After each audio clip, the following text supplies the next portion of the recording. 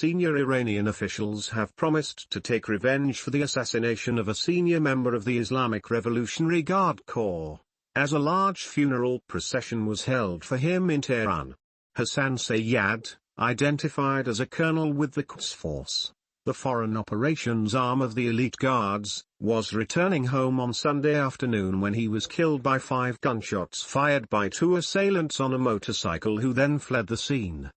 Iranian officials have so far refrained from directly blaming Israel, which has been accused by Iran of being responsible for several similar assassinations and attacks on nuclear facilities on Iranian soil in the past.